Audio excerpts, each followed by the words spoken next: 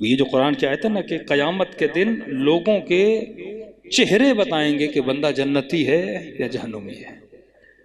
اللہ کا جو حساب اور کیلکولیٹر وہ ایسا نہیں ہے کہ بیٹھ کے حساب و کتاب لمبا کیا ہے، چہرہ بتائے گا۔ تبھی فرمایا ہر دعا میں یہ ہے نا، اے خدا اس دن میرے چہرے کو کیا کرنا، نورانی کرنا۔ علماء فرماتے جب رو نہ تو اللہ کو بولا کرو اے خدا جو آنکھیں حسین پہ روتی ہیں کیا تو ان کو جہنم میں ڈالے گا؟ جن سینوں میں حسین کی محبت ہے کیا تو ان سینوں کو جلائے گا؟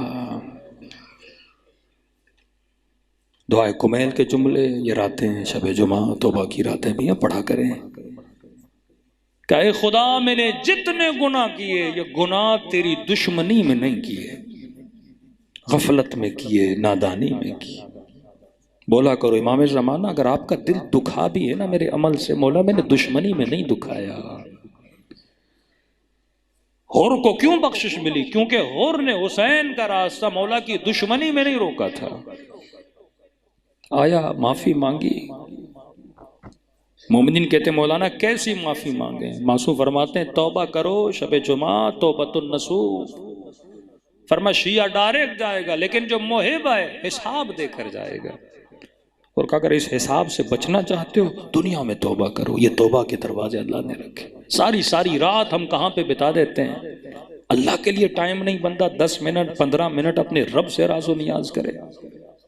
اور کمیل کہتے ہیں جب علی دعائے کمیل پڑھتے تھے پوری دعا علی سجدے میں پڑھتے تھے، جب سر سجدے سے بلند کرتے تھے جس خاک پہ سجدہ تھا وہ علی کے آنسوؤں سے خاک گیلی ہو جاتی تھی۔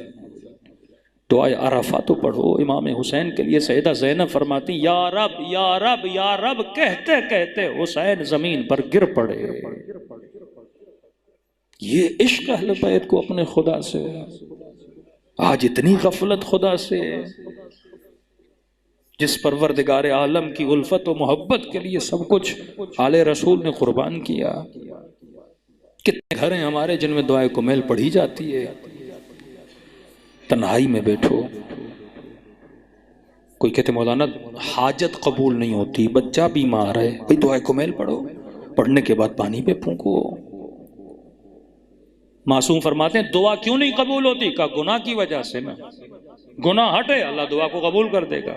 جب وہ خود کہہ رہا ہے ادعونی استجب لکم، بھئی حکم خدا ہے اور آیت قرآن ہے، مجھ سے مانگو میں استجابت کروں گا۔ کیسے ممکن ہے خدا بولے اور ہم مانگیں اور وہ نہ دے؟ رکاوٹ ہے، کچھ دعائیں اوپر جاتی نہیں ہیں، تیرے گناہوں سے کیا کرتے روک دیتے ہیں۔ مثالاً بیان کرتا ہوں، ایک چڑیا کو اڑنے کی طاقت ہے، چھوٹا سا پتھر اس کے پر سے باندھ دو وہ اڑ نہیں پائے گی۔ یہ گناہ ہیں جنہوں نے تیری پرواز کو کیا کیا ہوا ہے، روکا ہوا ہے۔ آئے مظاہری جب یہ جملہ پڑھتے تھے نا دعائے کمیل کا کہ اے خدا میں نے کوئی گناہ تیری دشمنی میں نہیں کیا، غفلت میں کیا۔ پھر مولا فرماتا ہے اے خدا کیسے ممکن ہے یہ جہنم میں جائے، وہاں سے بھی تجھے آواز دے گا یا رب یا رب۔ کیسے ممکن ہے تو جہنم میں جلتا ہوا دیکھے اور اس کی آواز کو سنے اور لبیک نہ کہے؟ لیکن آغا مظاہری ایک اور جملہ بولتے ہیں، کہتے ہیں اے خدا چلو اگر تیرا فیصلہ ہے اس بندے کو جہنم میں ڈالنا ہے مجھے منظور ہے، اگر تیرا فیصلہ ہے، لیکن اے خدا مجھے جہنم میں بھی وہاں نہ بھیجنا جہاں وہ موجود ہو جس نے حسین کی سکینہ کو تماچے مارے۔